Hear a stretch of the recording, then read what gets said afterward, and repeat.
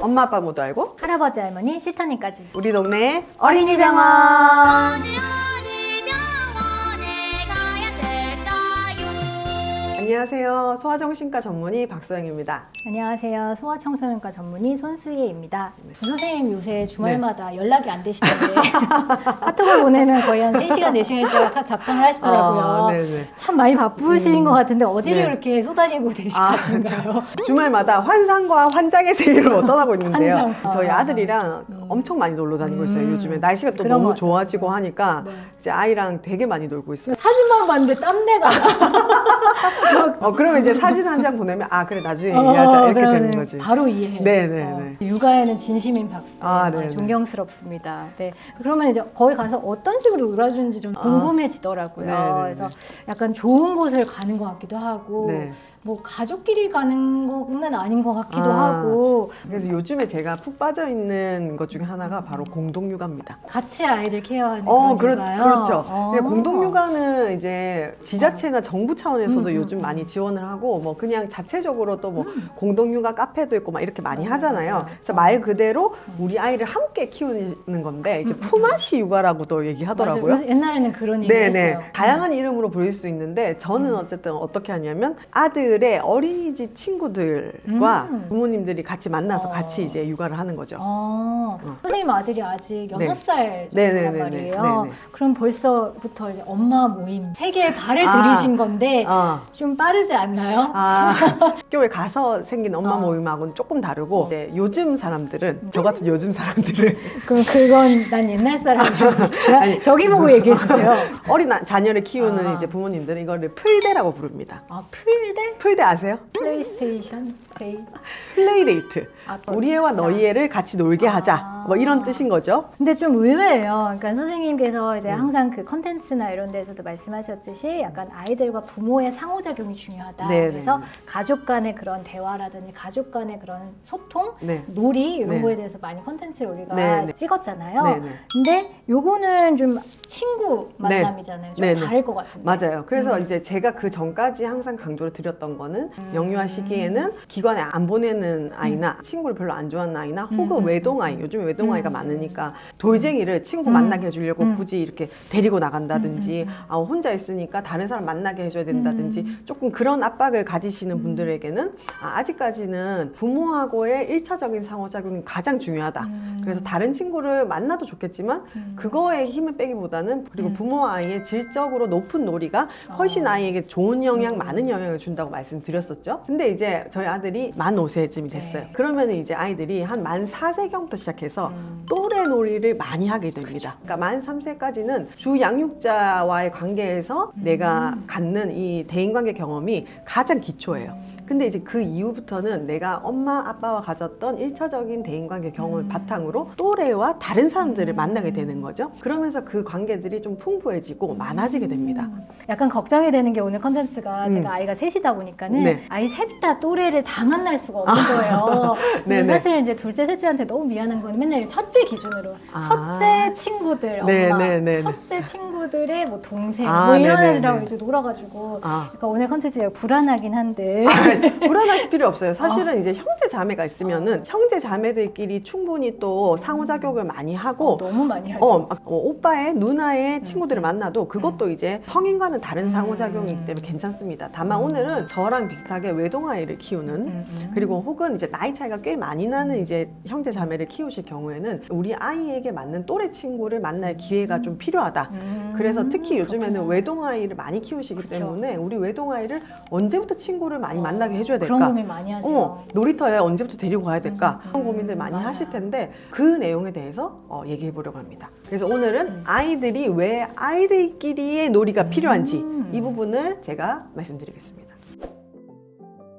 첫 번째 이유는 바로 아이들의 놀이의 특징에 있습니다. 아이들의 놀이는 비논리, 무책임, 충동성에 있습니다. 근데 선생님 그거는 다 부정적인 거 아니에요? 뭐가요? 그런 거는 배우면 안 되는 거 아닌가? 돌아가 보세요. 놀이의 기본은 뭐라고요? 아이고, 재미.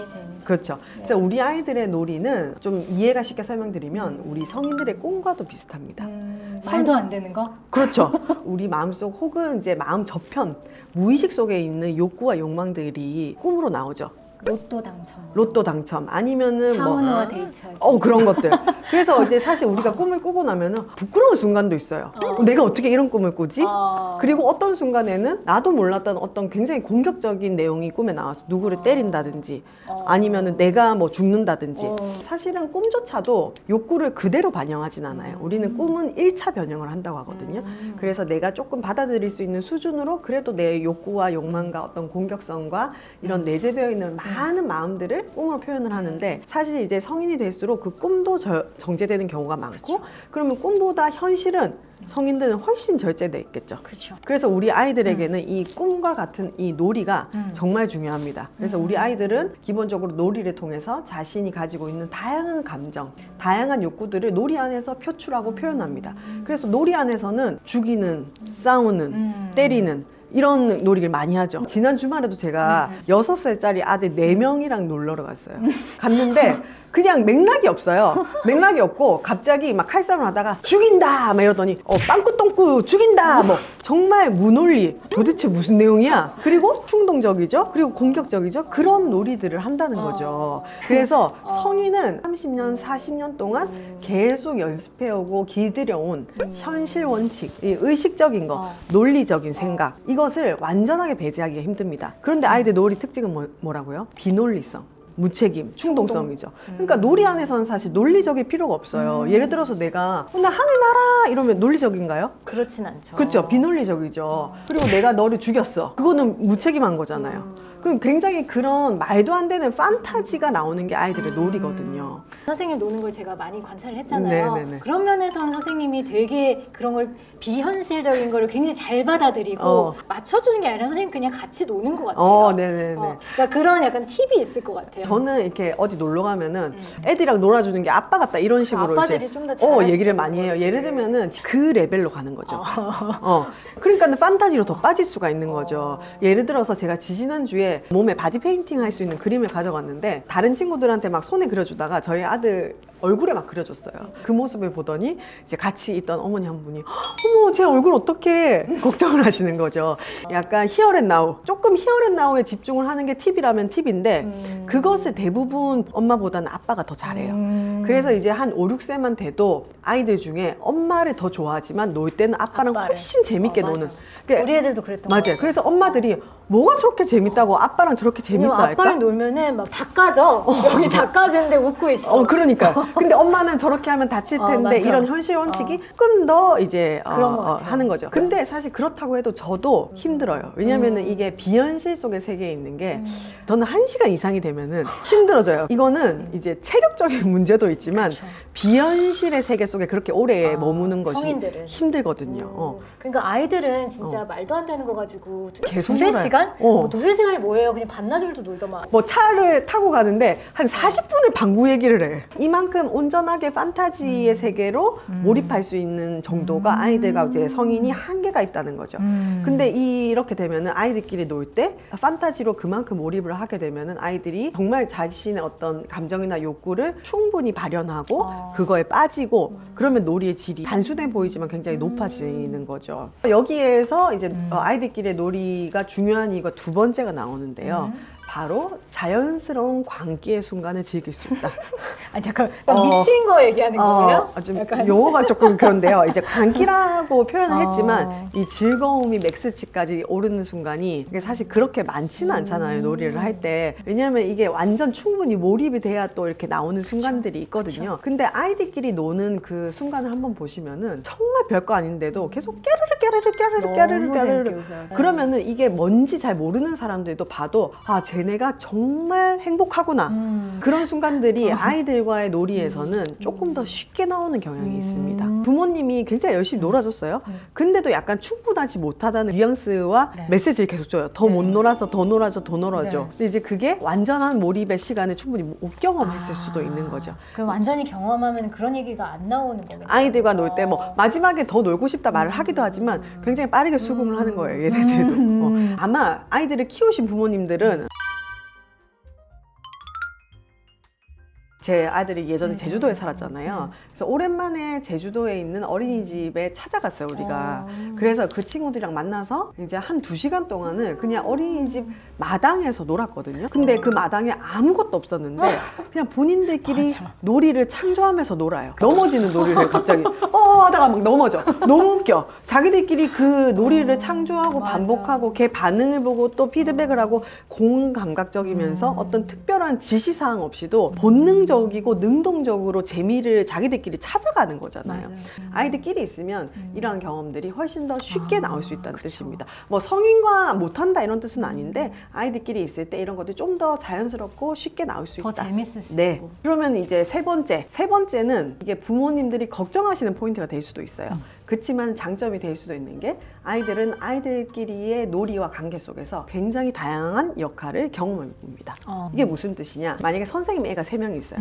그럼 3명 중에 대장이 있겠죠. 쫄따구가 있을 수 있고. 중간에 다리를 놓는 애가 있고. 다리 놓는 애가 있고 아니면 찡찡거리는 한 명 있고. 찡찡거리는 애가 있을 수 있고 또 이제 뭐 제 아들을 생각해봐도 4명이 다 똑같진 않아요. 그쵸. 그럼 한 명은 좀 조용한 애가 있고 한 명은 유별나게 톡톡 나대는 튀는 애가 있고 다양한 인간 군상 속에서 본인의 역할을 하게 되는 거죠. 그리고 평소에는 되게 조용하는데 뭐 그 무리에서는 또 막 갑자기 리더십을 발휘하는 맞아요, 경우도 있더라고요. 맞아요. 그래서 어떤 애는 항상 1등이었는데 이런 놀이에서는 내가 잘 못하는 놀이를 할 수도 있고 어떤 애는 나는 글씨는 되게 잘 쓰는데 운동 능력이 잘 안 돼서 운동 놀이를 할 때는 또 내가 도움을 받아야 되는 역할이 될 수도 있어요. 그런 식으로 이 안에서 굉장히 자연스럽게 돌아가면서 여러 가지 역할을 하게 되는 거죠. 맞아요. 보통 우리가 외동아이를 생각하면은 집안에서는 이 아이를 굉장히 배려를 많이 하게 되잖아요. 굉장히 자연스럽게 얘를 보살피게 되는데 정글이죠, 아이들끼리 있으면. 정글이니까 그 안에서 자기들끼리의 어떤 역할과 분배 이런 것들이 생기는 근데 거예요. 저는 너무 놀랬던 게 누가 시키지 않았는데 자기네들끼리 그렇게 알아서 한다는 게 너무 신기해요. 맞아요. 그래서 이 부분이 사실 이제 제가 초반에 부모님들 조금 걱정하시는 부분이기도 하다 말씀드렸는데 초반에 이 그룹에 들어가게 되면은 아이들이 모두 스트레스를 받아요. 그쵸. 왜냐하면 양보를 해야 되고 기다려야 되고 내가 하고 싶은 거 못 하게 될 수도 있거든요. 맞아요. 그러면은 이제 초반에는 부모님들이 그래 우리 한 번씩 돌아가면서 하자, 공평하게 하자, 맞아요. 뭐 이런 식으로 이제 다 돌아가게 하는데 사실 모든 순간이 애들이 공평할 수는 없거든요. 세상이 그렇잖아요. 맞아요. 그리고 사회라는 게 그래요. 사회 안에서 결국에 이 친구들은 가정이라는 소집단에서 또래 집단을 만나고 그 다음에는 학교를 가겠죠. 학교에 모든 아이들이 공평해질 수는 없어요. 학교는 더 큰 집단이잖아요. 그렇죠. 그래서 이제 조금 한 대여섯 살 때부터 우리가 일부러 뭐 불공평하게 하라 이 말은 절대 아닙니다. 하지만 자연스러운 놀이 과정에서 역할들이 서로 바뀌고 또 누가 잘하면 난 못하는 애가 될 수가 있고 그런 좌절과 실수와 꼴찌와 1등 이런 다양한 역할들을 수행하게 된다는 거죠. 근데 사실은 이제 형제 자매가 있거나 쌍둥이면은 그런 경험들을 자연스럽게 사실은 많이 해요. 근데 이게 또 형제 자매가 없는 친구들은 그런 경험을 못하고 자란 아이들이 있어요. 또래 아이들과의 관계에서 이런 것들은 어느 정도는 필요하다 이런 맞아요. 말씀을 드리고 싶어요. 그러면 이제 3가지 얘기해 주셨어요. 네. 마지막은? 네, 마지막은 우리 아이들이 또래 아이들, 친구들과 함께 있을 때 새로운 것에 좀 더 쉽게 도전합니다. 왜냐하면 우리 아이들이 부모랑 있을 때는 부모가 언제든지 나를 보호해주고 의존해줄 거기 때문에 독립과 의존이라는 2가지의 마음이 항상 있어요. 내가 뭘 해보고 싶은데 다칠 수도 있고 넘어질 수도 있고 실수할 수도 있고 내가 힘들 수도 있어. 하지만 의존하면 어떻게 해요? 편하죠.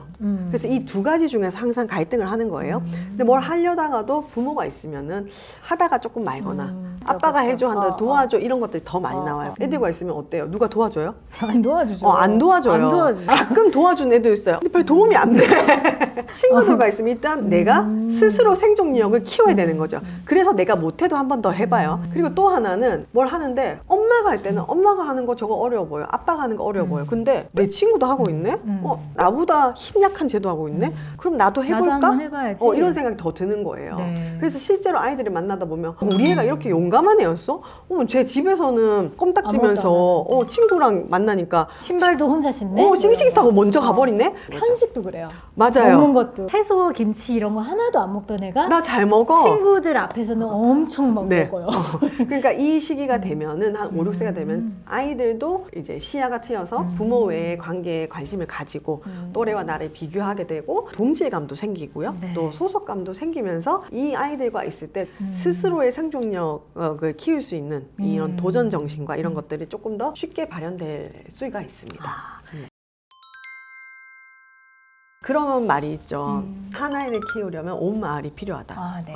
근데 요즘에는 사실 마을이 없어졌죠. 그렇죠. 그래서 사실은 좀 씁쓸한 얘기지만은 이렇게 아이들에게 인위적으로라도 마을을 만들어주는 그러네요. 거죠. 아파트 안에 놀이터가 있어서 거기서 자연스럽게 아이들과 노는 것도 너무 좋습니다. 근데 또 그게 좀 어렵다면은 또 아이의 친구들과 또 만나는 것도 좋은 경험이 될 수 있어서 추천을 드립니다. 오늘도 좋은 말씀 감사합니다. 다음에 또 봐요. 안녕.